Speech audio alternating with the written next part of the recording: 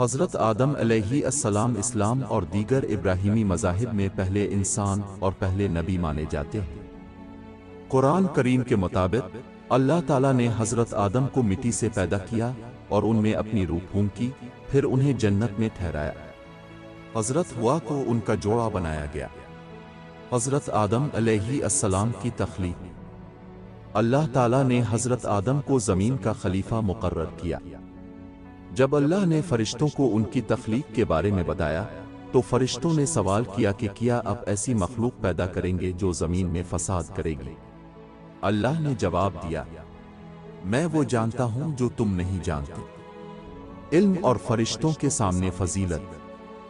اللہ نے حضرت آدم کو تمام اشیاء کے نام سکھائے، پھر فرشتوں کے سامنے ان کے علم کی برتری ظاہر کی۔ اس پر اللہ نے فرشتوں کو حکم دیا کہ وہ حضرت آدم کو سجدہ کریں۔ سب نے حکم مانا سوائے ابلیس کے، جو تکبر میں مبتلا ہو کر راند درگاہ ہو گیا۔ جنت، شیطان کا وسوسہ اور زمین پر بھیجا جانا۔ حضرت آدم اور حضرت ہوا کو جنت میں رکھا گیا، جہاں ان پر ایک درخت کا پھل کھانے کی پابندی تھی، لیکن شیطان نے وسوسہ ڈالا اور انہوں نے ممنوع پھل کھا لیا۔ اس غلطی پر اللہ نے انہیں زمین پر بھیج دیا، مگر ساتھ ہی توبہ کا راستہ بھی دیا۔ حضرت آدم اور حضرت ہوا نے توبہ کی اور اللہ نے ان کی توبہ قبول کر لی۔ اولاد اور انسانی نسل کا آغاز۔ حضرت آدم اور حضرت ہوا کی اولاد سے انسانوں کی نسل چلی۔ ان کے بیٹوں حابیل اور قابیل کے واقعے کو قرآن میں بیان کیا گیا ہے، جس میں قابیل نے حسد کے باعث حابیل کو قتل کر دیا، جو تاریخ کا پہلا قتل تھا۔ وفات۔ اسلامی روایات کے مطابق حضرت آدم تقریباً 930 سال تک زندہ رہے۔ ان کی تدفین کے بارے میں مختلف روایات ہیں، کچھ کے مطابق وہ مکہ میں دفن ہوئے اور کچھ کے مطابق فلسطین میں۔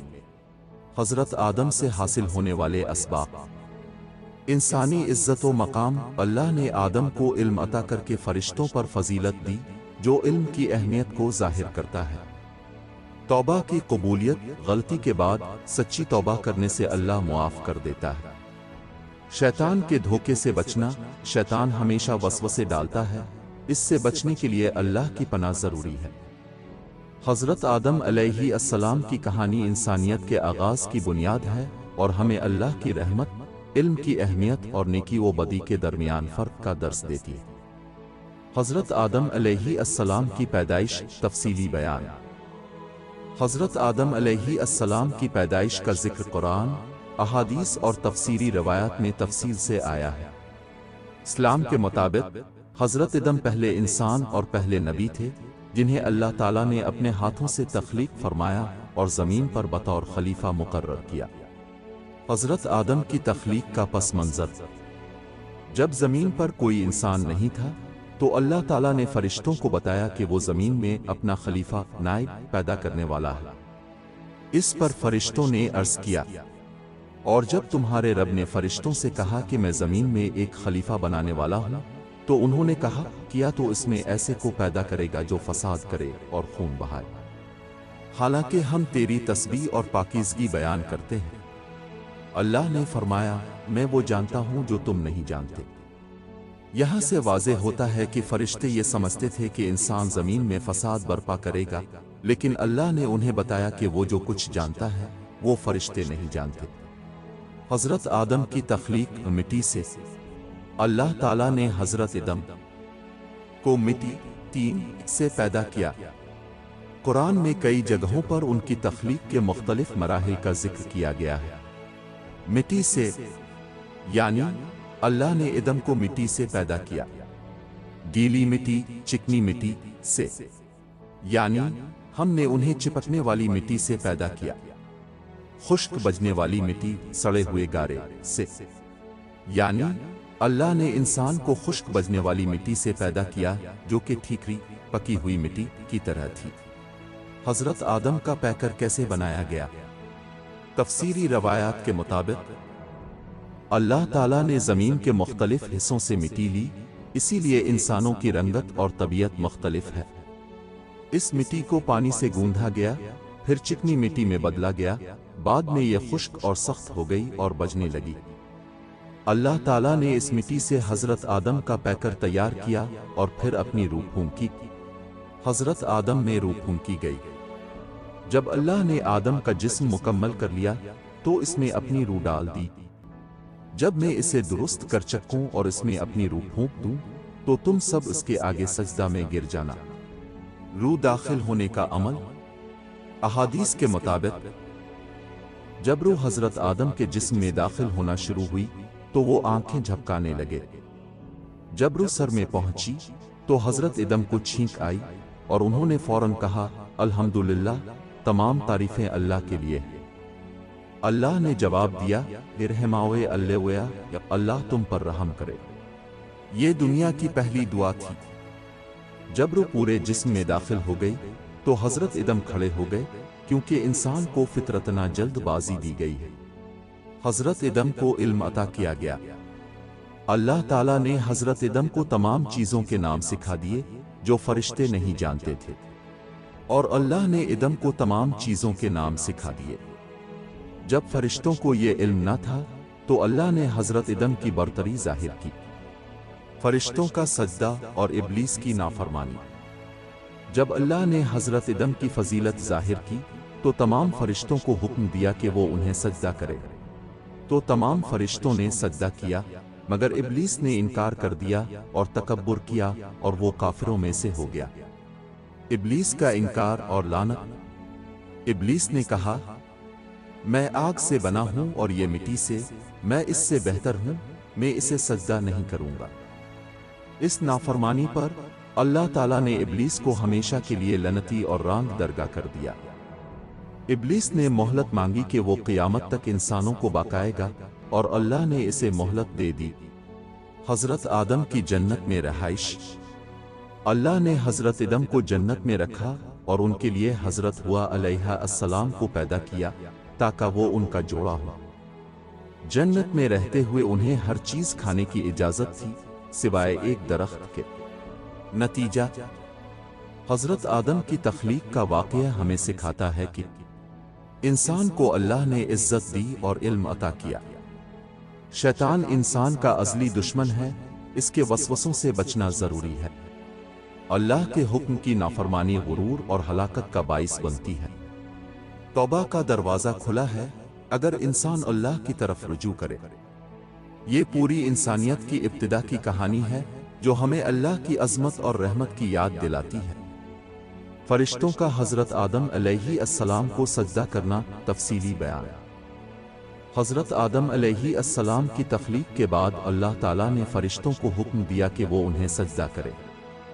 تمام فرشتوں نے اللہ کے حکم کی تعمیل کی، لیکن ابلیس نے تکبر اور حسد کی وجہ سے انکار کر دیا۔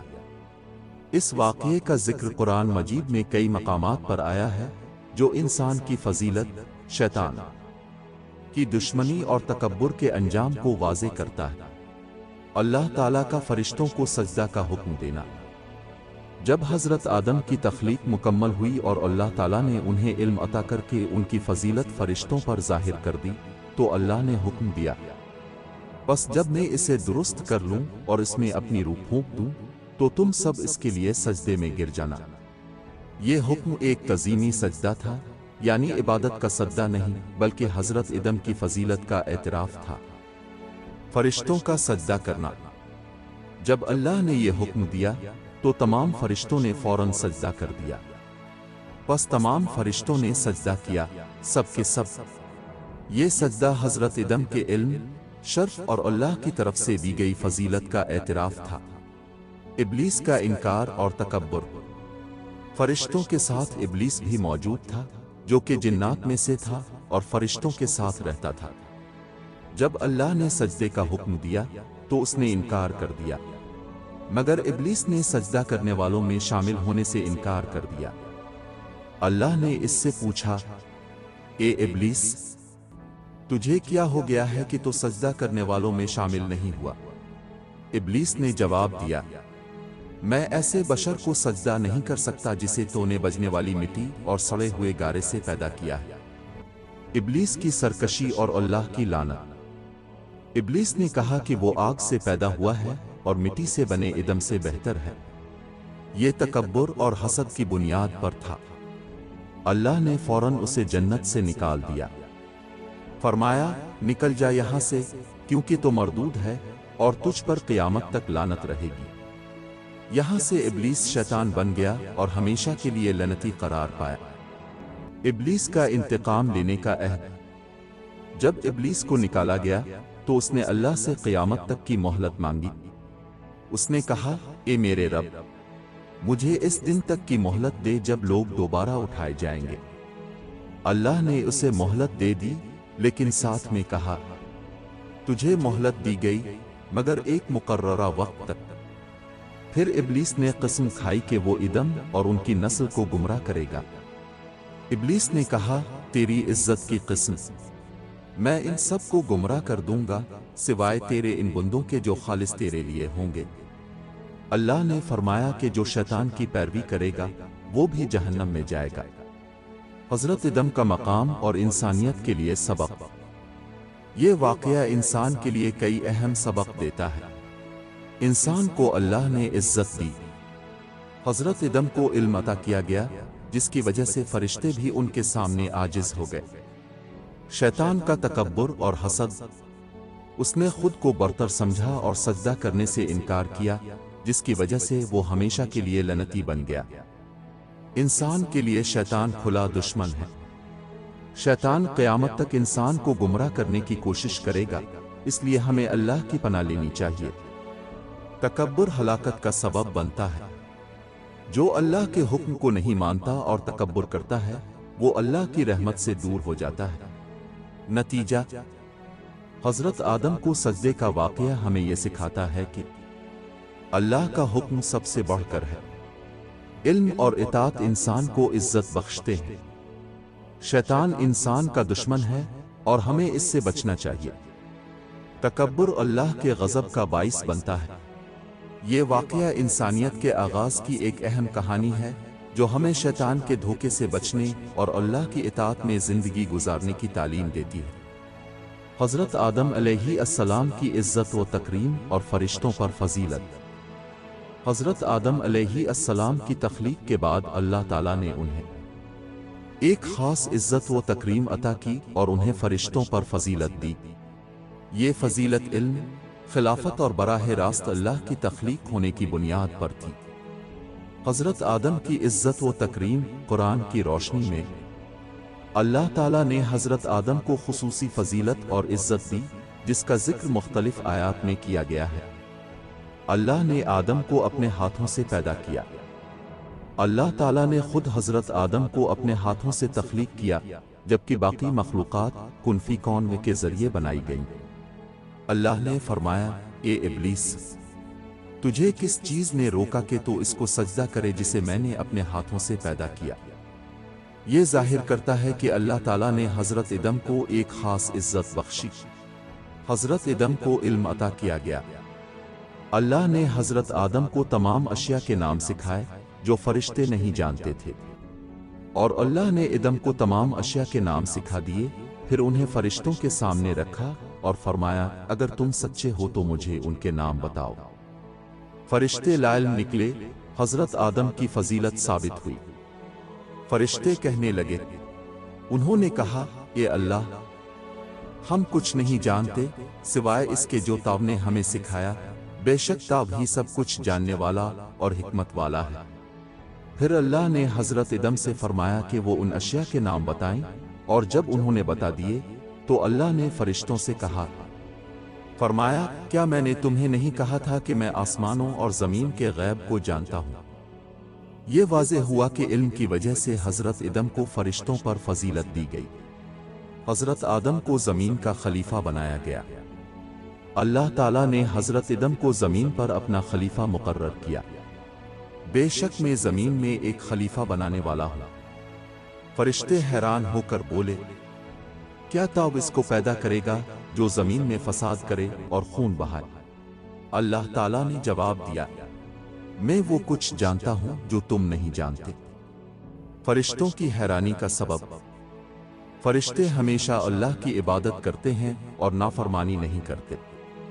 انہیں علم تھا کہ انسان غلطیاں کرے گا، خون بہائے گا اور زمین پر فساد کرے گا۔ لیکن اللہ نے انہیں بتایا کہ حضرت آدم کو علم اور عقل دی گئی ہے جو انہیں اشرف المخلوقات بناتا ہے۔ فرشتوں کا حضرت آدم کو سجدہ کرنا فضیلت کی معراج۔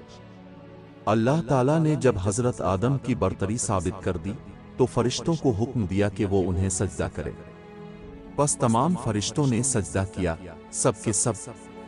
یہ عبادت کا سجدہ نہیں بلکہ تعظیمی سجدہ تھا جو حضرت آدم کے مقام و مرتبہ کو ظاہر کرتا ہے۔ ابلیس کی نافرمانی اور حسد۔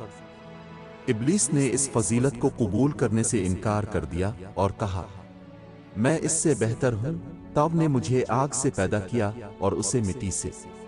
یہ حسد اور تکبر تھا جس کی وجہ سے وہ ہمیشہ کے لیے راند درگاہ ہو گیا۔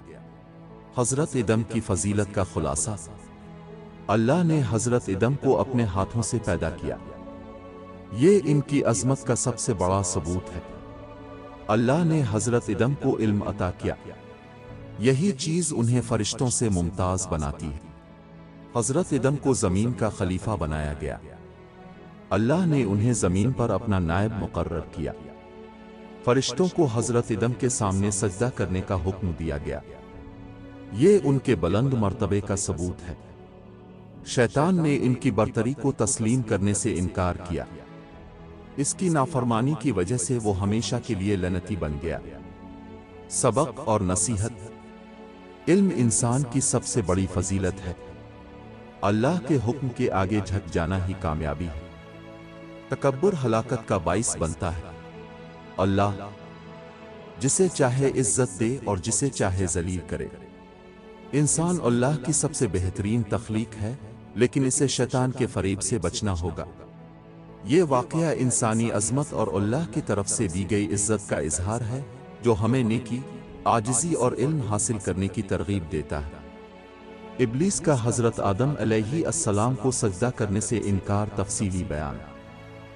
جب اللہ تعالیٰ نے حضرت آدم علیہ السلام کو پیدا کیا اور ان کو علم عطا کر کے فرشتوں پر ان کی برتری ثابت کی تو اللہ نے فرشتوں کو حکم دیا کہ وہ حضرت آدم کو سجدہ کریں۔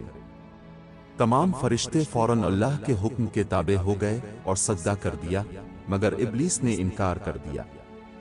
یہ انکار صرف اللہ کے حکم کی نافرمانی نہیں تھا بلکہ تکبر، حسد اور بغاوت کا اظہار تھا، جس کی وجہ سے ابلیس ہمیشہ کے لیے راند درگاہ ہو گیا۔ ابلیس کا انکار قرآن کی روشنی میں۔ اللہ تعالیٰ کا فرشتوں کو سجدہ کا حکم دینا۔ اللہ تعالیٰ نے فرمایا، اور جب ہم نے فرشتوں سے کہا کہ آدم کو سجدہ کرو تو سب نے سجدہ کیا سوائے ابلیس کے۔ اس نے انکار کیا، تکبر کیا اور وہ پہلے سے کافروں میں شامل تھا۔ ابلیس کے انکار کی وجہ تکبر اور حسد۔ جب اللہ تعالیٰ نے پوچھا کہ تو نے سجدہ کیوں نہیں کیا تو ابلیس نے کہا، یہاں ابلیس نے اپنے ماد تخلیق آگ کو حضرت آدم کے ماد تخلیق مٹی سے بہتر سمجھا، حالانکہ اللہ کی نظر میں فضیلت اطاعت، علم اور تقوی کی بنیاد پر ہے۔ ابلیس کی سرکشی اور اللہ کی لعنت۔ جب ابلیس نے تکبر کیا اور اللہ کے حکم کو رد کر دیا تو اللہ تعالیٰ نے اسے اپنی رحمت سے نکال دیا۔ فرمایا، نکل جا یہاں سے، بے شک تو مردود ہے اور تجھ پر میری لعنت قیامت کے دن تک رہے گی۔ ابلیس کی مہلت مانگنا اور گمراہی کا عہد۔ جب ابلیس کو جنت سے نکال دیا گیا تو اس نے اللہ سے قیامت تک کی مہلت مانگی تاکہ وہ حضرت آدم کی اولاد کو گمراہ کر سکے۔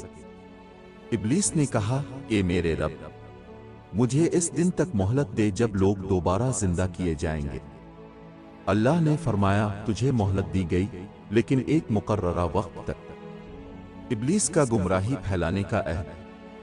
ابلیس نے کہا، تیری عزت کی قسم، میں ان سب کو گمراہ کر دوں گا سوائے تیرے ان بندوں کے جو خالص تیرے لیے ہوں گے۔ یہاں سے واضح ہوا کہ ابلیس نے حضرت آدم اور ان کی نسل کے خلاف کھلی جنگ کا اعلان کر دیا۔ ابلیس کے سجدہ نہ کرنے کے نتائج۔ ہمیشہ کے لیے لعنتی قرار پایا۔ ابلیس اللہ کی رحمت سے ہمیشہ کے لیے دور کر دیا گیا اور راند درگاہ بن گیا۔ قیامت تک انسان کو گمراہ کرنے کی کوشش کرے گا۔ ابلیس نے عہد کیا کہ وہ انسانوں کو برائی، तकब्बुर, नाफरमानी और गुनाह की राह पर डालेगा। सिर्फ अल्लाह के खालिस बंदे इब्लीस से महफूज रहेंगे। इब्लीस सिर्फ मुखलिस, नेक और अल्लाह के करीब बंदों को नुकसान नहीं पहुंचा सकता। तकब्बुर और हसद इंसान की हलाकत का सबब है। इब्लीस का अंजाम हमें सिखाता है कि अल्लाह के हुक्म के मुकाबले में तकब्बुर और हसद करना इंसान को तबाही की तरफ ले जाता है। सबक और नसीहत। अल्लाह का हुक्म सबसे मुकद्दम है। अल्लाह के हर हुक्म को तस्लीम करना ही कामयाबी है। तकब्बुर बर्बादी की जड़ है। इब्लीस का अंजाम हमें सिखाता है कि तकब्बुर इंसान को तबाह कर देता है। हसद और ज़िद इंसान को अल्लाह की रहमत से दूर कर देते हैं। इब्लीस ने हज़रत आदम की फजीलत को तस्लीम न किया और इसी हसद की वजह से वो हमेशा के लिए लनती बन गया। इब्लीस हमारा खुला दुश्मन है। हमें हमेशा शैतान के वसवसों और फरेब से बचने की कोशिश करनी चाहिए। अल्लाह की इताअत ही नजात का रास्ता है। जो लोग अल्लाह के अहकामात की पैरवी करते हैं वो शैतान के जाल से बच जाते हैं। नतीजा, इब्लीस का हज़रत आदम को सजदा करने से इनकार एक बहुत बड़ी नाफरमानी, तकब्बुर और हसद की अलामत थी। अल्लाह ताला ने हज़रत आदम को इल्म और खिलाफत अता की, जिसकी वजह से उन्हें फरिश्तों पर फजीलत दी गई। इब्लीस ने अल्लाह के फैसले को चैलेंज किया, नित्यता वो हमेशा के लिए मलऊन हो गया। ये वाक़या हमें अल्लाह की इताअत, तकब्बुर से बचने और शैतान के वसवसों से महफूज रहने का दर्स देता है। इब्लीस का तकब्बुर और उसका अंजाम, तफसीली बयान। इब्लीस का तकब्बुर तारीख का सबसे पहला गुनाह था जो अल्लाह ताला के हुक्म की नाफरमानी और हज़रत आदम अलैहिस्सलाम से हसद की बुनियाद पर हुआ। इसका नतीजा ये निकला कि वो हमेशा के लिए रांद दरगाह अल्लाह की रहमत से महरूम हो गया और क़यामत तक के लिए इंसान का खुला दुश्मन बन गया। इब्लीस का तकब्बुर और कुरान की रोशनी में। इब्लीस ने हज़रत आदम को सजदा करने से इनकार किया। जब अल्लाह ताला ने हज़रत आदम को तख्लीक किया और फरिश्तों को हुक्म दिया कि वो उन्हें सजदा करें, तो तमाम फरिश्ते सजदा में गिर गए सिवाय इब्लीस के। बस तमाम फरिश्तों ने सजदा किया सिवाय इब्लीस के। उसने तकब्बुर किया और वो काफिरों में से हो गया। यहाँ इब्लीस का सबसे पहला जुर्म अल्लाह के हुक्म की नाफरमानी और तकब्बुर था। इब्लीस ने अपनी तख्लीक को हज़रत आदम से बरतर समझा। जब अल्लाह ताला ने पूछा कि ए इब्लीस, तुझे किस चीज ने रोका कि तो इसको सजदा करे जिसे मैंने अपने हाथों से पैदा किया? इब्लीस ने जवाब दिया।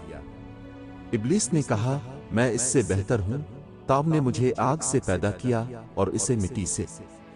ये इब्लीस के तकब्बुर और हसद की सबसे बड़ी दलील है। उसने अपनी तख्लीक आग को हज़रत आदम की तख्लीक मिट्टी से बेहतर समझा, हालांकि अल्लाह के नज़दीक फजीलत तक़वा, इताअत और इल्म पर है, न कि मादा तख्लीक पर। इब्लीस का अंजाम अल्लाह की लानत और रहमत से महरूमी। इब्लीस को जन्नत से निकाल दिया गया। अल्लाह ताला ने जब देखा कि इब्लीस ने तकब्बुर किया और अपने गुनाह पर नदामत जाहिर करने के बजाय जिद इख्तियार की, तो उसे हमेशा के लिए जन्नत से निकाल दिया। फरमाया, निकल जा यहाँ से, बेशक तो मरदूद है और तुझ पर मेरी लानत क़यामत के दिन तक रहेगी। यहाँ इब्लीस पर अल्लाह की अबदी लानत मुसल्लत कर दी गई और वो हमेशा के लिए अल्लाह की रहमत से दूर हो गया। इब्लीस की क़यामत तक के लिए मोहलत।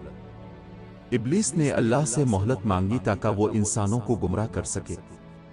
इब्लीस ने कहा, ए मेरे रब, मुझे इस दिन तक मोहलत दे जब लोग दोबारा जिंदा किए जाएंगे।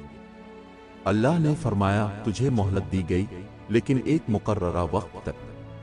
ये मोहलत दरअसल आजमाइश थी जिसके जरिए नेक और बुरे इंसानों को परखा जाना था। इब्लीस का इंसानों को गुमराह करने का अहद। इब्लीस ने अपनी हार मानने के बजाय इंसानों से इंतकाम लेने का फैसला किया।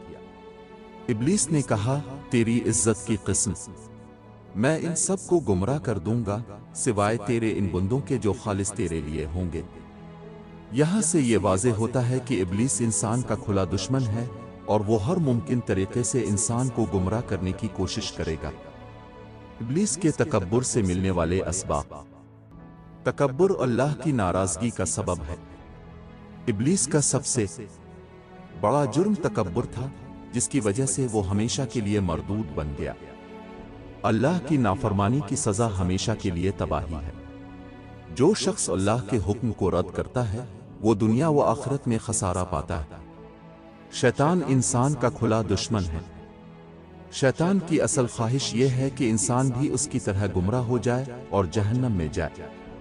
अल्लाह का हुक्म सबसे मुक़द्दम है। इब्लीस ने अल्लाह के हुक्म को मुस्तरद करके अपने अंजाम को खुद खराब किया। शैतान सिर्फ कमजोर ईमान वालों को बहका सकता है। इब्लीस ने खुद एतराफ किया कि अल्लाह के खालिस बंदों पर उसका कोई असर नहीं होगा। तकब्बुर और उसका अंजाम। हदीस की रोशनी में रसूलुल्लाह सल्लल्लाहु अलैहि वसल्लम ने फरमाया, जो शख्स अपने दिल में जर्रा बराबर भी तकब्बुर रखता होगा, वो जन्नत में दाखिल नहीं होगा। ये हदीस हमें सिखाती है कि तकब्बुर सिर्फ अल्लाह के दरबार में ही नहीं, बल्कि आम जिंदगी में भी तबाकुन है। नतीजा, इब्लीस का तकब्बुर उसकी हलाकत का सबब बना। वो हमेशा के लिए लनती और अल्लाह की रहमत से महरूम हो गया। क़यामत तक इंसानों को गुमराह करने के दर पे रहेगा। मुखलिस और नेक लोग शैतान के वसवसों से महफूज रहेंगे। तकब्बुर हर हाल में नुकसानदेह है और इससे बचना जरूरी है। आखिर में हमें चाहिए कि हम शैतान के रास्ते से बचें, अल्लाह की इताअत करें और आजिज़ी इख्तियार करें, क्योंकि यही कामयाबी का रास्ता है।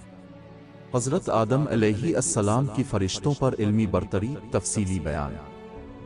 अल्लाह ताला ने हज़रत आदम अलैहिस्सलाम को एक अजीम मकाम अता किया और उन्हें फरिश्तों पर इल्मी बरतरी दी। ये बरतरी इल्म और अक्ल की बुनियाद पर थी, जो अल्लाह ताला ने ख़ास तौर पर हज़रत आदम को अता की।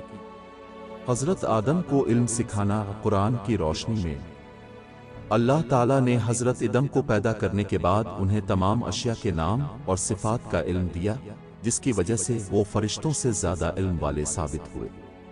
अल्लाह ताला का हज़रत आदम को इल्म देना और अल्लाह ने आदम को तमाम अशिया के नाम सिखा दिए, फिर उन्हें फरिश्तों के सामने पेश किया और फरमाया, अगर तुम सच्चे हो तो उनके नाम बताओ। ये आयत बताती है कि अल्लाह ताला ने हज़रत आदम को खुसूसी इल्म दिया, जो फरिश्तों के पास नहीं था। फरिश्तों का एतराफ़ नातवानी। जब फरिश्तों से इन अशिया के नाम पूछे गए तो वो जवाब ना दे सके। फरिश्तों ने कहा, पाक है तो हमें तो सिर्फ वही इल्म है जो ताव ने हमें सिखाया। बेशक तो ही इल्म वाला, हिकमत वाला है। यहाँ फरिश्तों ने खुद एतराफ़ कर लिया कि अल्लाह ने हज़रत आदम को जो इल्म दिया वो उनके पास नहीं था। हज़रत आदम का इल्म फरिश्तों पर ज़ाहिर होना। फिर अल्लाह ताला ने हज़रत आदम को हुक्म दिया कि वो फरिश्तों को उन अशिया के नाम बताएं। अल्लाह ने फरमाया, ए आदम, उन्हें उनके नाम बता दो। जब हज़रत आदम ने उन्हें नाम बता दिए तो अल्लाह ने फरमाया, क्या मैंने तुमसे नहीं कहा था कि मैं आसमानों और ज़मीन के गैब को जानता हूँ, और मैं वो भी जानता हूँ जो तुम ज़ाहिर करते हो और जो तुम छुपाते हो। यहाँ अल्लाह ताला ने हज़रत आदम की इल्मी बरतरी को साबित कर दिया और फरिश्ते हज़रत आदम के मकाम को समझ गए। हज़रत आदम की इल्मी बरतरी के असबाब। अल्लाह ने बराह रास्त हज़रत आदम को इल्म दिया। फरिश्तों का इल्म महदूद था, मगर हज़रत आदम को अल्लाह ने बराह रास्त सिखाया। इल्म के ज़रिए हज़रत आदम को खिलाफत अता हुई। इंसान को ज़मीन पर अल्लाह का नायब खलीफा बनाया गया और ये इल्म की बुनियाद पर था। फरिश्तों ने हज़रत आदम की फजीलत तस्लीम कर ली। फरिश्तों ने खुद एतराफ़ किया कि इल्म की वजह से हज़रत आदम का दर्जा बुलंद है। इल्मी बरतरी के असबाब। इल्म इंसान की सबसे बड़ी फजीलत है। अल्लाह ताला ने हज़रत आदम को इल्म देकर फरिश्तों पर बरतर बनाया, जो ये साबित करता है कि इल्म सबसे बड़ी नेमत है। अल्लाह का सिखाया हुआ इल्म सबसे आला है। फरिश्ते हज़रत आदम के इल्म के मुकाबले में कुछ न जान सके, क्योंकि हज़रत आदम को अल्लाह ने सिखाया था। तकब्बुर और हसद बर्बादी का सबब है। इब्लीस ने हज़रत आदम की फजीलत को कबूल न किया और हसद और तकब्बुर की वजह से लनती हो गया। इल्म के बगैर कामयाबी मुमकिन नहीं। हज़रत आदम की खिलाफत इल्म की बुनियाद पर थी, इसलिए कामयाबी के लिए इल्म हासिल करना ज़रूरी है। नतीजा, اللہ تعالیٰ نے حضرت آدم کو خصوصی علم دے کر فرشتوں پر برتری دی۔ فرشتے حضرت آدم کی علمی فضیلت کے قائل ہو گئے۔ علم انسان کی خلافت اور برتری کا بنیادی سبب ہے۔ جو علم اللہ کے حکم کے مطابق استعمال کرے وہ کامیاب ہوگا۔ آخر میں ہمیں چاہیے کہ ہم علم حاصل کریں اور اسے اللہ کی رضا کے لیے استعمال کریں، کیونکہ یہی کامیابی کا راستہ ہے۔ حضرت حوا علیہ السلام کی پیدائش اور جنت میں رہنے کا حکم۔ حضرت حوا علیہ السلام کی تخلیق اور جنت میں حضرت آدم علیہ السلام کے ساتھ ان کا قیام انسانی تاریخ کا ایک اہم واقعہ ہے۔ یہ واقعہ قرآن اور حدیث میں بیان کیا گیا ہے اور اس سے ہمیں کئی اسباق حاصل ہوتے ہیں۔ حضرت حوا علیہ السلام کی پیدائش۔ حضرت حوا کی تخلیق کا مقصد۔ اللہ تعالیٰ نے حضرت آدم علیہ السلام کو پیدا کیا اور انہیں جنت میں جگہ دی، لیکن وہ وہاں تنہا تھے۔ اللہ تعالیٰ نے ان کی تنہائی کو دور کرنے کے لیے حضرت حوا کو پیدا کیا تاکہ وہ ان کی رفع حیات بنے اور ان دونوں سے انسانی نسل کا آغاز ہو۔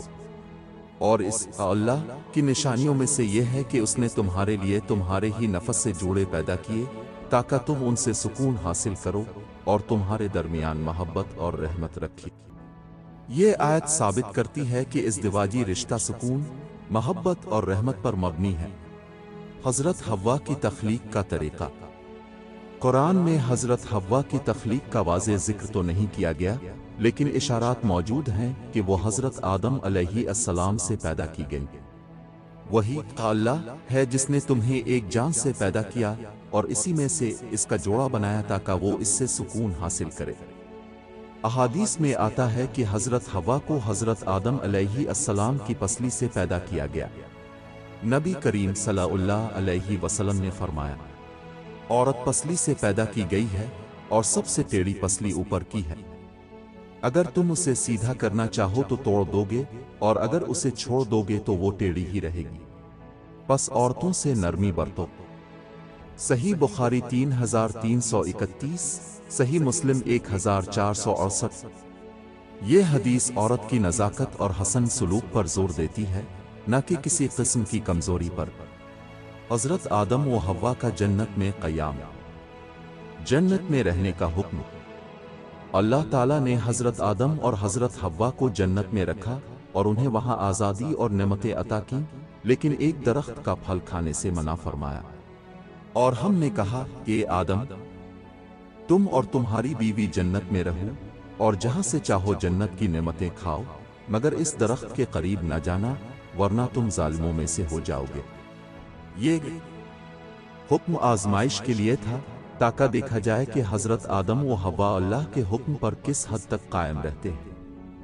شیطان کی چالاکی اور وسوسہ۔ شیطان ابلیس نے حضرت آدم و حوا کو بہکانے کی کوشش کی اور انہیں یقین دلایا کہ اگر وہ اس درخت کا پھل کھائیں گے تو ہمیشہ جنت میں رہیں گے اور انہیں لازوال بادشاہت ملے گی۔ پس شیطان نے ان دونوں کو وسوسہ ڈالا تاکہ ان کے وہ حصے جو ان سے چھپے ہوئے تھے ظاہر کر دے، اور کہا، تمہارے رب نے تمہیں اس درخت سے صرف اس لیے منع کیا کہ کہیں تم فرشتے نہ بن جاؤ یا ہمیشہ جینے والوں میں سے نہ ہو جاؤ۔ یہاں شیطان نے دھوکہ دے کر حضرت آدم و حوا کو گناہ پر مجبور کیا۔ حضرت آدم و حوا کا غلطی پر ندامت کا اظہار۔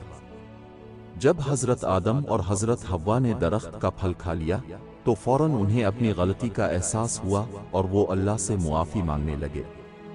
ان دونوں نے کہا کہ ہمارے رب، ہم نے اپنی جانوں پر ظلم کیا اور اگر تو ہمیں نہ بخشے اور ہم پر رحم نہ کرے تو ہم نقصان اٹھانے والوں میں سے ہو جائیں گے۔ یہ دعا انسان کے لیے ایک بہترین سبق ہے کہ جب بھی کوئی غلطی ہو فوراً اللہ سے معافی مانگنی چاہیے۔ جنت سے زمین پر بھیجا جانا۔ اللہ تعالیٰ نے حضرت آدم و حوا کو معاف کر دیا، لیکن انہیں زمین پر بھیج دیا تاکہ وہ اور ان کی نسل آزمائش سے گزرے اور اللہ کی اطاعت کرے۔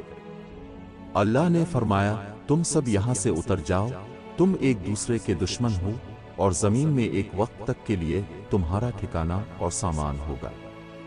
یہاں سے دنیا میں انسانی زندگی کی ابتدا ہوئی، جہاں انسان کو آزمائش میں ڈالا گیا کہ آیا وہ اللہ کی اطاعت کرتا ہے یا شیطان کے وسوسوں میں آتا ہے۔ حضرت حوا کی پیدائش اور جنت میں قیام سے ملنے والے اسباب۔ عورت کا مقام حضرت حوا کو حضرت آدم کے سکون کے لیے پیدا کیا گیا، جو ازدواجی زندگی میں محبت اور رحمت کی بنیاد ہے۔ شیطان کا دھوکہ، شیطان انسان کو گمراہ کرنے کے لیے وسوسے ڈالتا ہے، اس سے بچنا ضروری ہے۔ توبہ اور اللہ کی رحمت۔ حضرت آدم و حوا نے غلطی کے بعد فوراً اللہ سے معافی مانگی، جو ہمیں بھی کرنا چاہیے۔ دنیا آزمائش کی جگہ ہے، جنت اصل گھر ہے، مگر دنیا میں کامیابی کے لیے اللہ کی اطاعت ضروری ہے۔ نتیجہ، انسان کی اصل کامیابی اللہ کی فرمانبرداری، شیطان سے بچنا اور سچے دل سے توبہ کرنا ہے، تاکہ وہ جنت میں واپس جا سکے۔ ابلیس کی انسان دشمنی، تفصیلی بیان۔ ابلیس کی انسان دشمنی کا آغاز تخلیق آدم علیہ السلام کے وقت ہوا، جب اس نے اللہ تعالیٰ کے حکم کی نافرمانی کی اور حضرت آدم کو سجدہ کرنے سے انکار کر دیا۔ اس کے بعد سے وہ مسلسل انسان کو گمراہ کرنے اور اسے اللہ کی نافرمانی پر مجبور کرنے کی کوشش کرتا رہا ہے۔ ابلیس کی دشمنی کا آغاز حضرت آدم کو سجدہ نہ کرنا۔ جب اللہ تعالیٰ نے حضرت آدم کو پیدا کیا اور فرشتوں کو حکم دیا کہ وہ انہیں سجدہ کرے، تو تمام فرشتوں نے فوراً سجدہ کیا، لیکن ابلیس نے تکبر کیا اور انکار کر دیا۔ اور جب ہم نے فرشتوں سے کہا کہ آدم کو سجدہ کرو تو انہوں نے سجدہ کیا، مگر ابلیس نے انکار کیا، تکبر کیا اور وہ کافروں میں سے ہو گیا۔ یہ ابلیس کی پہلی نافرمانی تھی، جو اس کے تکبر اور خود کو برتر سمجھنے کی وجہ سے ہوئی۔ ابلیس کا حسد اور تکبر۔ ابلیس نے اپنی نافرمانی کا جواز پیش کرتے ہوئے کہا کہ وہ حضرت آدم سے بہتر ہے، کیونکہ وہ آگ سے پیدا ہوا ہے اور آدم مٹی سے بنائے گئے ہیں۔ ابلیس نے کہا، میں اس آدم سے بہتر ہوں، تو نے مجھے آگ سے پیدا کیا اور اسے مٹی سے بنایا۔ یہاں ابلیس نے اللہ کے حکم کو ماننے کے بجائے اپنے تکبر اور ضد کی پیروی کی۔ اللہ تعالیٰ کی لعنت اور ابلیس کی مہلت۔ جب ابلیس نے اللہ کے حکم کی نافرمانی کی تو اللہ نے اسے جنت سے نکال دیا اور لعنت بھیج دی۔ اللہ نے فرمایا، یہاں سے نکل جا، تجھے یہاں تکبر کرنے کا کوئی حق نہیں، پس نکل جا، بے شک تو ذلیلوں میں سے ہے۔ لیکن ابلیس نے اللہ سے قیامت تک کے لیے مہلت مانگی، تاکہ وہ حضرت آدم اور ان کی اولاد کو گمراہ کر سکے۔ ابلیس نے کہا، مجھے قیامت کے دن تک مہلت دے۔ اللہ نے فرمایا، تجھے مہلت دی گئی۔ یہاں سے ابلیس نے اپنی دشمنی کا اعلان کر دیا اور قیامت تک انسان کو گمراہ کرنے کا منصوبہ بنایا۔ ابلیس کا انسان کو بہکانے کا عزم۔ شیطان کا کھلا دشمن ہونا۔ ابلیس نے اللہ تعالیٰ کے سامنے کہا کہ وہ ہر ممکن طریقے سے انسان کو بہکائے گا۔ ابلیس نے کہا، چونکہ تو نے مجھے گمراہ کیا، میں بھی تیرے سیدھے راستے پر انسانوں کے لیے بیٹھوں گا، پھر میں ان پر ہر طرف سے حملہ کروں گا، سامنے سے، پیچھے سے، دائیں سے اور بائیں سے، اور تو ان میں سے اکثر کو شکر گزار نہیں پائے گا۔ یہ آیت واضح کرتی ہے کہ ابلیس ہر ممکن طریقے سے انسان کو اللہ کی نافرمانی پر مجبور کرے گا۔ حضرت آدم اور حضرت حوا کو جنت سے نکالنے کی سازش۔ ابلیس نے سب سے پہلے حضرت آدم اور حضرت حوا کو بہکایا تاکہ وہ اللہ کے حکم کی نافرمانی کرے۔ پھر شیطان نے ان دونوں کو وسوسہ ڈالا تاکہ ان کے وہ حصے جو ان سے چھپے ہوئے تھے ظاہر کر دے، اور کہا، تمہارے رب نے تمہیں اس درخت سے صرف اس لیے منع کیا کہ کہیں تم فرشتے نہ بن جاؤ یا ہمیشہ جینے والوں میں سے نہ ہو جاؤ۔ یہاں ابلیس نے حضرت آدم اور حضرت حوا کو لالچ اور دھوکہ دیا، جس کے نتیجے میں وہ جنت سے نکالے گئے۔ شیطان کی انسان دشمنی کے حربے۔ شیطان کے حملے کے طریقے۔ ابلیس مختلف طریقوں سے انسان کو بہکاتا ہے، جیسے اللہ کی عبادت سے غافل کرنا، گناہوں کو خوبصورت بنا کر پیش کرنا، انسان کے دل میں تکبر اور حسد ڈالنا، حرام کاموں کو جائز بنا کر دکھانا، آخرت سے غافل کرنا اور دنیا کی محبت میں مبتلا کرنا۔ قرآن میں شیطان سے بچنے کا طریقہ۔ اللہ تعالیٰ نے شیطان کے حملوں سے بچنے کے لیے مختلف ہدایات دی ہیں۔ اللہ سے پناہ مانگنا۔ جب تم قرآن پڑھو تو شیطان مردود سے اللہ کی پناہ مانگو۔ بے شک نماز بے حیائی اور برے کاموں سے روکتی ہے۔ شیطان ان لوگوں پر قابو نہیں پا سکتا جو ایمان رکھتے ہیں اور اپنے رب پر بھروسہ کرتے ہیں۔ نتیجہ، ابلیس قیامت تک انسان کا دشمن رہے گا، لیکن جو لوگ اللہ کی پناہ میں آئیں گے، نیک اعمال کریں گے اور شیطان کے وسوسوں سے بچیں گے، وہ کامیاب ہوں گے۔ اللہ تعالیٰ کی بنی آدم کو ابلیس کی دشمنی پر تنبیہ۔ اللہ تعالیٰ نے قرآن کریم میں کئی مقامات پر واضح طور پر بنی آدم کو ابلیس، شیطان کی دشمنی سے خبردار کیا ہے۔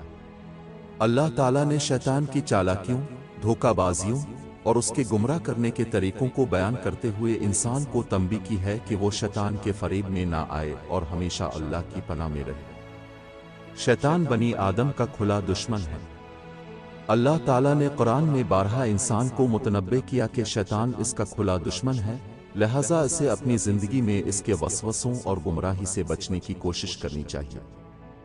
شیطان کے دشمن ہونے کا اعلان۔ بے شک شیطان تمہارا کھلا دشمن ہے، پس تم اسے دشمن ہی سمجھو۔ یہ آیت ہمیں یاد دلاتی ہے کہ شیطان کا اصل مقصد انسان کو گمراہ کرنا اور اسے جہنم میں لے جانا ہے، اس لیے اس سے بچنا لازم ہے۔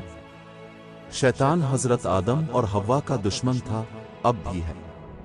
اللہ تعالیٰ نے انسان کو نصیحت کی کہ وہ اس آزمائش کو یاد رکھے جو حضرت آدم اور حضرت حوا کو درپیش ہوئی تھی، تاکہ وہ بھی اس سے بچنے کی کوشش کرے۔ اے بنی آدم، ایسا نہ ہو کہ شیطان تمہیں دھوکہ دے، جیسے اس نے تمہارے ماں باپ آدم و حوا کو جنت سے نکلوایا، ان کے لباس اتروا دیے تاکہ وہ ان کی شرمگاہیں ظاہر کر دے۔ یہ آیت بنی آدم کو خبردار کرتی ہے کہ شیطان ہمیشہ دھوکہ دینے اور گمراہ کرنے کے در پہ رہتا ہے، لہذا اس کی چالوں سے ہوشیار رہنا ضروری ہے۔ شیطان کی چالیں اور انسان کو گمراہ کرنے کے طریقے۔ شیطان کا قسم کھا کر دھوکہ دینا، اور اس شیطان نے ان دونوں آدم و حوا سے قسم کھا کر کہا کہ میں تمہارا خیر خواہ ہوں۔ یہ آیت اس حقیقت کو ظاہر کرتی ہے کہ شیطان نہ صرف دھوکہ دیتا ہے بلکہ جھوٹی قسمیں کھا کر انسان کو گمراہ کرتا ہے۔ شیطان کا راستہ فحاشی اور برائی کی طرف لے جانا۔ شیطان تمہیں صرف برائی اور بے حیائی کا حکم دیتا ہے اور یہ کہ تم اللہ کے بارے میں وہ کہو جو تم نہیں جانتے۔ یہاں اللہ تعالیٰ واضح کر رہے ہیں کہ شیطان کا مشن انسان کو برائی، فحاشی اور گناہوں کی راہ پر ڈالنا ہے۔ شیطان کے وسوسوں سے بچنے کے لیے اللہ کا حکم، اللہ کی پناہ میں آنے کا حکم، اور اگر شیطان تمہیں کوئی وسوسہ دے تو اللہ کی پناہ مانگو، بے شک وہ سننے والا، جاننے والا ہے۔ یہی وجہ ہے کہ ہمیں ہمیشہ اعوذ باللہ من الشیطان الرجیم پڑھنے کی تلقین کی گئی ہے تاکہ شیطان کے وسوسوں سے محفوظ رہے۔ اللہ کا ذکر شیطان سے حفاظت کرتا ہے۔ بے شک جو لوگ اللہ سے ڈرتے ہیں، جب انہیں شیطان کی طرف سے کوئی وسوسہ آتا ہے تو وہ فوراً اللہ کو یاد کرتے ہیں، پھر اچانک ان کی آنکھیں کھل جاتی ہیں۔ یہ آیت سکھاتی ہے کہ اللہ کی یاد اور تقوی شیطان کے حملوں سے بچنے کا بہترین ذریعہ ہے۔ شیطان کے پیروکاروں کا انجام۔ جو شیطان کی پیروی کرے گا وہ برباد ہو جائے گا، اور جو کوئی شیطان کے قدموں کی پیروی کرے گا تو وہ شیطان تو بے حیائی اور برے کاموں کا ہی حکم دیتا ہے۔ یہاں اللہ تعالیٰ نے صاف الفاظ میں خبردار کیا کہ شیطان کی پیروی کا انجام گمراہی اور جہنم ہے۔ شیطان قیامت کے دن انسانوں سے براق کا اعلان کرے گا، اور جب قیامت کے دن فیصلہ ہو جائے گا تو شیطان کہے گا، بے شک اللہ نے تم سے سچا وعدہ کیا تھا اور میں نے تم سے وعدہ کیا تھا، مگر میں نے دھوکہ دیا۔ یہاں معلوم ہوتا ہے شیطان خود بھی جانتا ہے کہ وہ جھوٹا ہے، اور قیامت کے دن وہ اپنے پیروکاروں سے لا تعلق ہو جائے گا۔ نتیجہ، شیطان کی دشمنی سے بچنے کا طریقہ۔ شیطان کو کھلا دشمن سمجھیں اور اس کے وسوسوں سے بچیں۔ اللہ کی پناہ مانگیں اور ہمیشہ اعوذ باللہ من الشیطان الرجیم پڑھیں۔ اللہ کا ذکر، نماز اور قرآن کی تلاوت شیطان سے حفاظت کا ذریعہ ہے۔ شیطان کے وسوسوں اور فحاشی سے بچیں تاکہ گناہ سے محفوظ رہ سکیں۔ اللہ کے احکامات پر عمل کریں تاکہ شیطان کا کوئی وار کامیاب نہ ہو۔ نتیجہ، اللہ تعالیٰ نے واضح کر دیا ہے کہ شیطان انسان کا کھلا دشمن ہے، اس لیے عقل مند وہی ہے جو اس سے بچنے کی ہر ممکن کوشش کرے اور اللہ کی ہدایت پر چلے۔ حضرت آدم و حوا علیہما السلام کے خلاف ابلیس کی چال۔ ابلیس نے حضرت آدم اور حضرت حوا کو اللہ کے حکم کی نافرمانی پر مجبور کرنے کے لیے کئی چالاکیاں کیں اور انہیں جنت سے نکالنے میں کامیاب ہو گیا۔ اس واقعے کو قرآن مجید میں تفصیل سے بیان کیا گیا ہے تاکہ بنی آدم اس سے سبق حاصل کریں اور شیطان کے دھوکے میں نہ آئے۔ ابلیس کی چالاکی اور وسوسے۔ جنت میں وسوسہ ڈالنا۔ جب اللہ تعالیٰ نے حضرت آدم اور حضرت حوا کو جنت میں رہنے کی اجازت دی تو انہیں ایک خاص درخت سے کھانے سے منع کر دیا، اور ہم نے کہا کہ اے آدم، تم اور تمہاری بیوی جنت میں رہو اور جہاں سے چاہو کھاؤ، مگر اس درخت کے قریب نہ جانا ورنہ ظالموں میں سے ہو جاؤ گے۔ یہی وہ آزمائش تھی جس میں شیطان نے انہیں بہکانے کا موقع تلاش کیا۔ ابلیس کا آدم و حوا کو جنت سے نکالنے کا منصوبہ۔ ابلیس نے قسمیں کھا کر حضرت آدم اور حضرت حوا کو دھوکہ دیا کہ وہ اگر اس درخت کا پھل کھا لیں گے تو وہ ہمیشہ جنت میں رہیں گے یا فرشتے بن جائیں گے۔ پھر شیطان نے ان دونوں کو وسوسہ ڈالا تاکہ ان کے وہ حصے جو ان سے چھپے ہوئے تھے ظاہر کر دے، اور کہا تمہارے رب نے تمہیں اس درخت سے صرف اس لیے منع کیا کہ کہیں تم فرشتے نہ بن جاؤ یا ہمیشہ جینے والوں میں سے نہ ہو جاؤ۔ شیطان نے اپنے مکرو فریب کے ذریعے حضرت آدم اور حضرت حوا کو اس گناہ کی طرف مائل کر دیا۔ جھوٹی قسم کھا کر دھوکہ دینا۔ ابلیس نے مزید چالاکی کرتے ہوئے حضرت آدم اور حضرت حوا کو جھوٹی قسم کھا کر یقین دلایا کہ وہ ان کا خیر خواہ ہے، اور اس نے ان دونوں سے قسم کھا کر کہا کہ میں تمہارا خیر خواہ ہوں۔ یہاں ابلیس کی سب سے بڑی چال یہی تھی کہ اس نے اللہ کے حکم کی نافرمانی کو ایک اچھا کام بنا کر پیش کیا اور آدم و حوا کو اس پر آمادہ کر لیا۔ حضرت آدم و حوا کا آزمائش میں مبتلا ہونا۔ ممنوع درخت سے کھانے کا نتیجہ۔ حضرت آدم اور حضرت حوا نے شیطان کے بہکاوے میں آ کر اس درخت کا پھل کھا لیا، جس کے نتیجے میں ان کا جنتی لباس اتر گیا اور وہ ندامت کا شکار ہو گئے۔ پس اس نے ان دونوں کو دھوکے میں ڈال دیا۔ پھر جب انہوں نے اس درخت کا پھل چکھا تو ان کے ستر ایک دوسرے کے سامنے کھل گئے اور وہ جنت کے پتوں سے اپنے بدن کو چھپانے لگے۔ یہ گناہ ان کے لیے ایک بہت بڑی آزمائش تھی جس کے نتیجے میں انہیں جنت سے زمین پر بھیج دیا گیا۔ اللہ تعالیٰ کی تنبیہ اور شیطان کی دشمنی کا اعلان۔ جنت سے زمین پر بھیجنا۔ اللہ تعالیٰ نے حضرت آدم، حضرت حوا اور ابلیس کو جنت سے نکال کر زمین پر بھیج دیا اور واضح کر دیا کہ اب انسان اور شیطان کے درمیان دشمنی ہمیشہ رہے گی۔ اللہ نے فرمایا نیچے اتر جاؤ، تم ایک دوسرے کے دشمن ہو اور تمہارے لیے زمین میں ایک وقت تک ٹھہرنا اور فائدہ اٹھانا ہے۔ یہاں واضح کر دیا گیا کہ انسان اور شیطان کے درمیان قیامت تک دشمنی رہے گی۔ توبہ کا دروازہ کھلا رکھا گیا۔ حضرت آدم اور حضرت حوا کو جب اپنی غلطی کا احساس ہوا تو انہوں نے اللہ سے توبہ کی اور رحم کی دعا مانگی۔ انہوں نے کہا اے ہمارے رب، ہم نے اپنی جانوں پر ظلم کیا، اگر تو ہمیں نہ بخشے اور ہم پر رحم نہ کرے تو ہم ضرور نقصان اٹھانے والوں میں سے ہو جائیں گے۔ اللہ تعالیٰ نے ان کی توبہ قبول کر لی اور انہیں زمین پر رہنے اور اپنی زندگی کو اللہ کی عبادت میں گزارنے کا حکم دیا۔ بنی آدم کے لیے سبق۔ شیطان کے فریب سے بچنے کی تاکید۔ اللہ تعالیٰ نے حضرت آدم اور ان کی اولاد کو نصیحت کی کہ وہ شیطان کے فریب میں نہ آئیں جیسا کہ ان کے والدین آئے تھے۔ اے بنی آدم، ایسا نہ ہو کہ شیطان تمہیں دھوکہ دے جیسے اس نے تمہارے والدین کو جنت سے نکلوایا تھا۔ شیطان سے بچنے کے لیے اللہ کا راستہ اختیار کرنا۔ اللہ تعالیٰ نے بنی آدم کو ہدایت دی کہ اگر وہ اس کے راستے پر چلیں گے تو وہ شیطان کے فریب سے بچ جائیں گے۔ پس جو میری ہدایت کی پیروی کرے گا وہ نہ گمراہ ہوگا اور نہ بدبخت ہوگا۔ نتیجہ، شیطان ہمیشہ سے انسان کا دشمن ہے اور مختلف طریقوں سے اسے اللہ کی نافرمانی پر اکساتا ہے۔ حضرت آدم اور حضرت حوا کا واقعہ بنی آدم کے لیے سبق ہے کہ شیطان کی چالوں سے ہوشیار رہیں، اللہ کی عبادت کریں اور توبہ کے دروازے کو ہمیشہ کھلا رکھیں۔ حضرت آدم و حوا علیہما السلام کا ممنوع درخت کا پھل کھانا۔ حضرت دم اور حضرت حوا کا ممنوع درخت کے پھل کو کھانے کا واقعہ اسلامی تاریخ میں بہت اہمیت رکھتا ہے، کیونکہ یہ انسان کی پہلی آزمائش تھی، اور اسی کے نتیجے میں حضرت ادم اور حضرت حوا کو جنت سے زمین پر بھیجا گیا۔ جنت میں رہنے کا حکم اور آزمائش۔ اللہ تعالیٰ نے حضرت ادم کو پیدا کیا اور پھر ان کے لیے حضرت حوا کو تخلیق فرمایا۔ اللہ نے انہیں جنت میں رہنے کی اجازت دی اور ہر قسم کی نعمتیں عطا کیں، مگر ایک خاص درخت کے قریب جانے سے منع کر دیا، اور ہم نے کہا کہ آدم، تم اور تمہاری بیوی جنت میں رہو اور جہاں سے چاہو کھاؤ، مگر اس درخت کے قریب نہ جانا، ورنہ تم ظالموں میں شمار ہوگے۔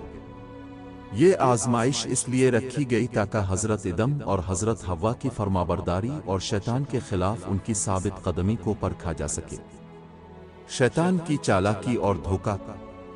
شیطان، جو حضرت آدم سے حسد رکھتا تھا، انہیں ورغلانے کے لیے چالاکی سے ان کے پاس آیا اور جھوٹے وسوسے ڈالے۔ پھر شیطان نے ان دونوں کے دل میں وسوسہ ڈالا تاکہ ان کے وہ حصے جو ان سے چھپے ہوئے تھے انہیں ظاہر کر دے۔ شیطان نے حضرت ادم اور حضرت حوا کو یہ باور کرانے کی کوشش کی کہ اگر وہ اس درخت کا پھل کھائیں گے تو انہیں ہمیشہ جنت میں رہنے کا اختیار حاصل ہو جائے گا، وہ فرشتے بن جائیں گے۔ جھوٹی قسم کھا کر دھوکہ دینا۔ شیطان نے صرف وسوسے ڈالنے پر اکتفا نہیں کیا، بلکہ جھوٹی قسمیں کھا کر حضرت ادم اور حضرت حوا کو یقین دلایا کہ وہ ان کا خیر خواہ ہے، اور اس نے ان دونوں سے قسم کھا کر کہا کہ میں تمہارا خیر خواہ ہوں۔ یہاں ابلیس کی سب سے بڑی چال یہی تھی کہ اس نے اللہ کے منع کردہ عمل کو نیکی اور فائدہ مند عمل بنا کر پیش کیا۔ حضرت ادم اور حضرت حوا کا ممنوع درخت کا پھل کھانا، آزمائش میں مبتلا ہونا۔ آخرکار شیطان کے بار بار کے وسوسوں کے باعث حضرت ادم اور حضرت حوا اپنی آزمائش میں ناکام ہو گئے اور ممنوع درخت کا پھل کھا لیا۔ پس شیطان نے ان دونوں کو دھوکے میں ڈال دیا۔ پھر جب انہوں نے اس درخت کا پھل کھایا تو ان کے ستر ایک دوسرے کے سامنے کھل گئے اور وہ جنت کے پتوں سے اپنے بدن کو چھپانے لگے۔ یہ پہلا موقع تھا جب حضرت آدم اور حضرت حوا اللہ کے حکم کی خلاف ورزی کے نتیجے میں احساس ندامت سے دوچار ہوئے۔ جنت سے نکالا جانا۔ جب حضرت آدم اور حضرت حوا نے اللہ کے حکم کی نافرمانی کی تو اللہ تعالیٰ نے انہیں جنت سے نکال کر زمین پر بھیجنے کا فیصلہ کیا۔ اللہ نے فرمایا، نیچے اتر جاؤ، تم ایک دوسرے کے دشمن ہو اور تمہارے لیے زمین میں ایک وقت تک ٹھہرنا اور فائدہ اٹھانا ہے۔ یہاں یہ واضح کر دیا گیا کہ ابلیس اور بنی آدم کے درمیان قیامت تک دشمنی رہے گی اور انسان کو زمین پر اپنی آزمائش مکمل کرنی ہوگی۔ حضرت آدم اور حضرت حوا کی توبہ۔ حضرت ادم اور حضرت حوا نے جب اپنی غلطی کا احساس کیا تو انہوں نے فوراً اللہ سے توبہ کی اور مغفرت طلب کی۔ انہوں نے کہا، اے ہمارے رب، ہم نے اپنی جانوں پر ظلم کیا، اگر تو ہمیں نہ بخشے اور ہم پر رحم نہ کرے تو ہم ضرور نقصان اٹھانے والوں میں سے ہو جائیں گے۔ اللہ تعالیٰ نے ان کی توبہ قبول کر لی، مگر انہیں زمین پر بھیجنے کا فیصلہ برقرار رکھا۔ پھر آدم نے اپنے رب سے چند کلمات سیکھے، پس اللہ نے اس کی توبہ قبول کر لی۔ بنی آدم کے لیے سبق۔ شیطان کی چالوں سے خبردار رہنا۔ اللہ تعالیٰ نے بنی آدم کو خبردار کیا کہ شیطان ہمیشہ انسان کو بہکانے کی کوشش کرے گا، جیسے اس نے حضرت ادم اور حضرت حوا کو بہکایا تھا۔ اے بنی آدم، ایسا نہ ہو کہ شیطان تمہیں دھوکہ دے، جیسے اس نے تمہارے والدین کو جنت سے نکلوایا تھا۔ اللہ کی ہدایت کی پیروی کرنا۔ اللہ تعالیٰ نے فرمایا کہ جو شخص اس کی ہدایت کی پیروی کرے گا وہ گمراہ نہیں ہوگا، پس جو میری ہدایت کی پیروی کرے گا وہ نہ گمراہ ہوگا اور نہ بدبخت ہوگا۔ نتیجہ، حضرت ادم اور حضرت حوا کا ممنوع درخت سے کھانے کا واقعہ بنی آدم کے لیے ایک سبق ہے کہ شیطان کے وسوسے ہمیشہ خطرناک ہوتے ہیں اور اللہ کے احکامات کی پابندی ہی کامیابی کی راہ۔ حضرت آدم و حوا علیہما السلام کا جنت سے اخراج۔ حضرت آدم اور حضرت حوا کو اللہ تعالیٰ نے جنت میں پیدا کیا اور انہیں وہاں رہنے کی اجازت دی، لیکن ایک مخصوص درخت کا پھل کھانے سے منع فرمایا۔ تاہم शैतान के बहकावे में आकर जब उन्होंने इस दरख्त का फल खा लिया तो अल्लाह ताला ने उन्हें जन्नत से ज़मीन पर भेज दिया। ये वाक़या इंसानी तारीख की पहली आजमाइश थी और इसमें बहुत से अहम सबक पोशीदा है। अल्लाह का हुक्म और शैतान की दुश्मनी। अल्लाह ताला ने हज़रत इदम और हज़रत हव्वा को जन्नत में रहने की इजाज़त देते हुए फरमाया, और हमने कहा कि आदम, तुम और तुम्हारी बीवी जन्नत में रहो और जहां से चाहो खाओ, मगर इस दरख्त के करीब न जाना, वरना तुम जालिमों में शुमार होगे। लेकिन शैतान, जो हज़रत इदम से हसद रखता था, उन्हें अल्लाह के हुक्म की नाफरमानी पर मजबूर करने के लिए मुख्तलिफ चालें चलने लगा। शैतान का धोखा और वसवसा डालना। शैतान ने हज़रत इदम और हज़रत हव्वा के दिल में वसवसा डाला और उन्हें इस दरख्त के करीब जाने पर आमादा करने की कोशिश की। हज़रत आदम व हव्वा अलैहिमा अस्सलाम का जन्नत से इखराज। हज़रत आदम और हज़रत हव्वा का जन्नत से इखराज एक अहम वाक़या है जो इंसान की पहली आजमाइश और शैतान के साथ दुश्मनी की इब्तिदा को ज़ाहिर करता है। अल्लाह ताला ने उन्हें जन्नत में इज्जत व नेमत के साथ रखा और सिर्फ एक दरख्त के करीब जाने से मना फरमाया, मगर शैतान ने उन्हें धोखा देकर अल्लाह के हुक्म की खिलाफ वर्जी पर मजबूर कर दिया, जिसके नतीजे में उन्हें ज़मीन पर उतार दिया गया। अल्लाह का हुक्म और आजमाइश। जब अल्लाह ताला ने हज़रत आदम और हज़रत हव्वा को जन्नत में बसाया तो उन्हें मुकम्मल आज़ादी अता फरमाई, मगर एक आजमाइश के तौर पर एक मखसूस दरख्त के करीब जाने से मना किया। और हमने कहा कि आदम, तुम और तुम्हारी बीवी जन्नत में रहो और जहां से चाहो खाओ, मगर इस दरख्त के करीब न जाना, वरना तुम जालिमों में शुमार होगे। ये हुक्म एक आजमाइश थी ताकि ये देखा जा सके कि आया हज़रत इदम और हज़रत हव्वा अल्लाह के मुकम्मल इताअत गुज़ार रहते हैं या नहीं। शैतान की चालाकी और धोखा। वसवसा डालना। शैतान, जो हज़रत आदम और उनकी औलाद का खुला दुश्मन था, उन्हें गुमराह करने के लिए चालाकी से उनके पास आया और वसवसा डाला। फिर शैतान ने इन दोनों के दिल में वसवसा डाला ताकि उनके वो हिस्से जो उनसे छुपे हुए थे उन्हें जाहिर कर दे। झूठी कस्में खाना। शैतान ने झूठी कस्में खाकर कहा कि अगर वो इस दरख्त का फल खाएंगे तो उन्हें हमेशा की जिंदगी और फरिश्तों जैसी ताकत हासिल हो जाएगी, और उसने इन दोनों से कसम खाकर कहा कि मैं तुम्हारा खैर खा हूं। ममनुआ दरख्त का फल खाना। शैतान के बहकावे में आकर हज़रत इदम और हज़रत हव्वा ने ममनुआ दरख्त का फल खा लिया। बस शैतान ने इन दोनों को धोखे में डाल दिया।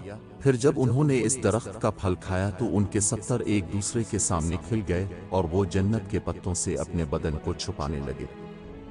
ये पहला मौका था जब हज़रत इदम और हज़रत हव्वा ने नाफरमानी की और एहसास नदामत में मुब्तला हुए। अल्लाह की नाराज़गी और जन्नत से निकाला जाना। जब हज़रत इदम और हज़रत हव्वा ने अल्लाह के हुक्म की नाफरमानी की तो अल्लाह ताला ने उन्हें जन्नत से निकालने का फैसला किया। अल्लाह ने फरमाया, नीचे उतर जाओ, तुम एक दूसरे के दुश्मन हो और तुम्हारे लिए ज़मीन में एक वक्त तक ठहरना और फ़ायदा उठाना है। यहाँ अल्लाह ने वाज़े कर दिया कि इब्लीस और बनी आदम के दरमियान दुश्मनी क़यामत तक रहेगी। हज़रत आदम और हज़रत हव्वा की तौबा। जब हज़रत आदम और हज़रत हव्वा ने अपनी गलती का एहसास किया तो उन्होंने फ़ौरन अल्लाह ताला से तौबा की और मग़फ़िरत तलब की। उन्होंने कहा कि हमारे रब, हमने अपनी जानों पर जुल्म किया, अगर तो हमें ना बख्शे और हम पर रहम ना करे तो हम ज़रूर नुकसान उठाने वालों में से हो जाएंगे। अल्लाह ताला ने उनकी तौबा कबूल कर ली, मगर उन्हें ज़मीन पर भेजने का फ़ैसला बरकरार रखा। फिर आदम ने अपने रब से चंद कलिमात सीखे, बस अल्लाह ने इसकी तौबा कबूल कर ली। ज़मीन पर ज़िंदगी का आगाज़। अल्लाह ताला ने फरमाया कि ज़मीन हज़रत इदम और उनकी औलाद के लिए एक आर्जी ठिकाना है और यहाँ उनकी आजमाइश होगी। अल्लाह ने फरमाया, तुम ज़मीन में जियोगे, इसी में मरोगे और उसी से दोबारा निकाले जाओगे। यहाँ ये वाज़े कर दिया गया कि इंसान की असल मंजिल आखिरत है और दुनिया एक आजमाइशगाह है। बनी आदम के लिए सबक। शैतान की चालों से खबरदार रहना। اللہ تعالیٰ نے بنی آدم کو خبردار کیا کہ شیطان ہمیشہ انسان کو بہکانے کی کوشش کرے گا، جیسے اس نے حضرت آدم اور حضرت حوا کو بہکایا تھا۔ اے بنی آدم، ایسا نہ ہو کہ شیطان تمہیں دھوکہ دے، جیسے اس نے تمہارے والدین کو جنت سے نکلوایا تھا۔ اللہ کی ہدایت پر چلنا۔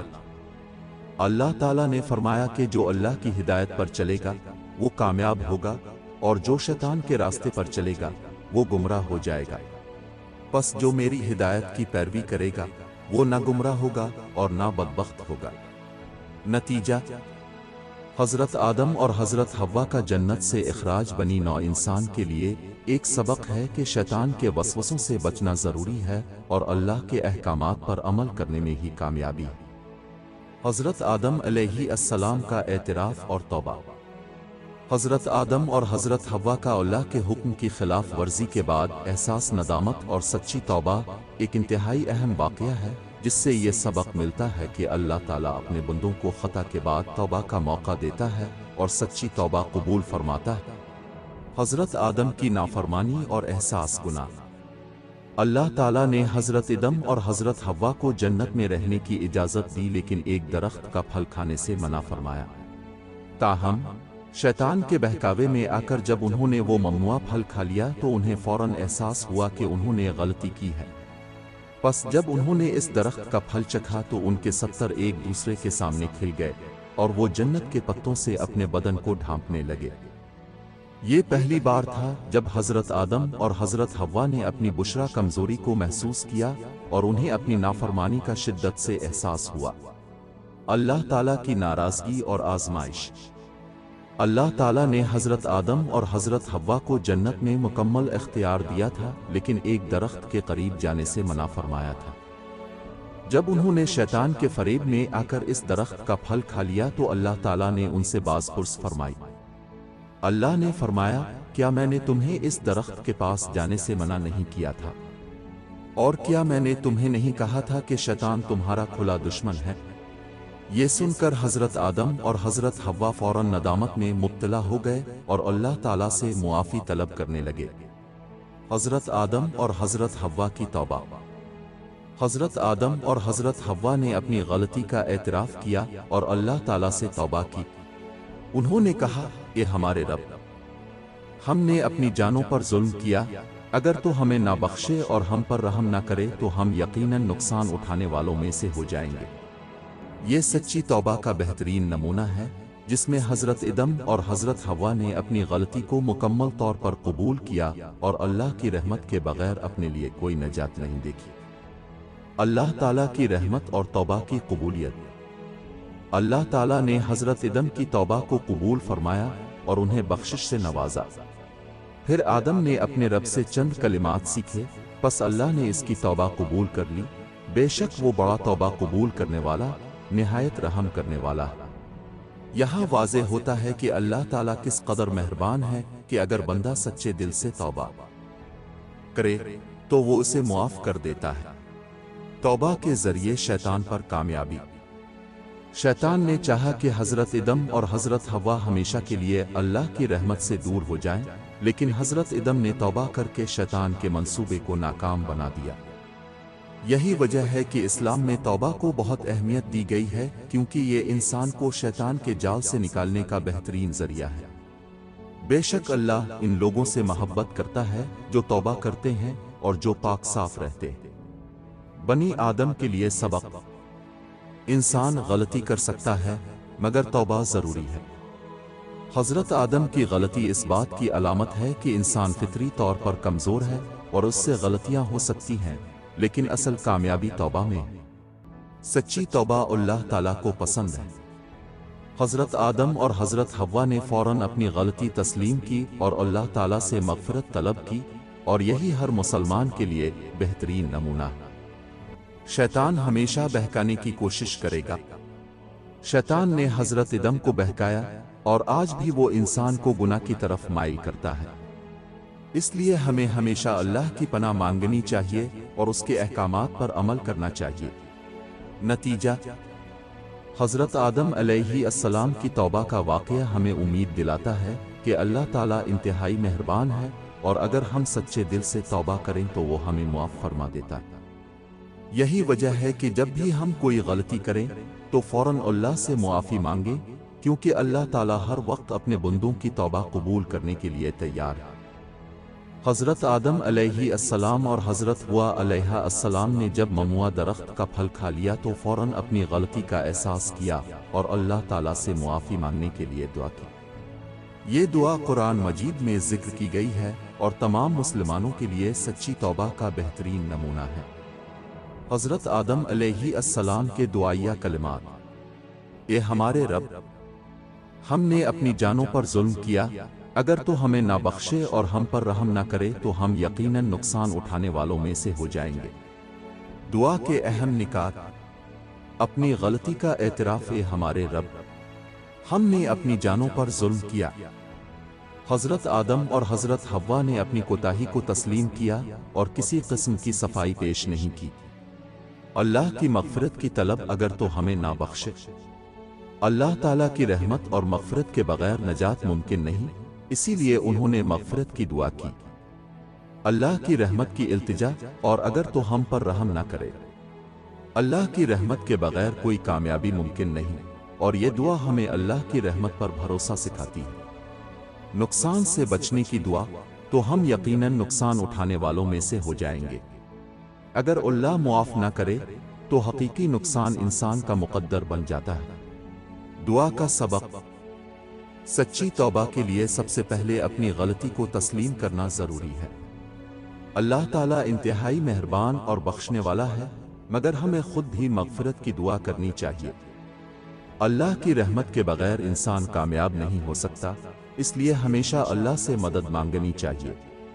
یہ دعا ہر مسلمان کو اپنی زندگی میں بار بار مانگنی چاہیے، خاص طور پر جب وہ کسی غلطی یا گناہ کا مرتکب ہو جائے۔ حضرت آدم و حوا علیہما السلام کی اولاد: حضرت آدم اور حضرت حوا جب زمین پر بھیجے گئے تو ان کی نسل سے تمام انسانوں کی آبادی کا آغاز ہوا۔ اللہ تعالیٰ نے ان کو اولاد کی نعمت عطا کی اور ان کی اولاد سے ہی بنی نوع انسان پھیلی۔ حضرت آدم اور حضرت حوا کے پہلے بچے: اسلامی روایات کے مطابق حضرت حوا ہر حمل میں جڑواں بچوں کو جنم دیتی تھیں، ایک بیٹا اور ایک بیٹی۔ اس طرح حضرت آدم اور حضرت حوا کی کئی جوڑیاں اولاد میں پیدا ہوئیں۔ حضرت آدم کے مشہور بیٹے حابیل اور قابیل: حابیل اور قابیل حضرت آدم کے سب سے مشہور بیٹے تھے۔ ان کے درمیان پہلا قتل پیش آیا، جو تاریخ انسانی کا پہلا قتل تھا۔ قرآن مجید میں قابیل اور حابیل کا واقعہ اس طرح بیان ہوا: اور ان پر آدم کے دو بیٹوں کی سچی خبر پڑو، جب دونوں نے قربانی پیش کی تو ایک کی قبول ہوئی اور دوسرے کی قبول نہ ہوئی۔ اس نے کہا، میں تجھے ضرور قتل کر دوں گا۔ سورۃ المائدہ۔ حابیل کی قربانی قبول ہوئی جبکہ قابیل کی قربانی مسترد ہو گئی۔ قابیل نے حسد میں آ کر حابیل کو قتل کر دیا، جو دنیا کا پہلا قتل تھا۔ حضرت شیس علیہ السلام: حابیل کے قتل کے بعد اللہ تعالیٰ نے حضرت آدم کو ایک نیک بیٹا عطا فرمایا جس کا نام شیس علیہ السلام تھا۔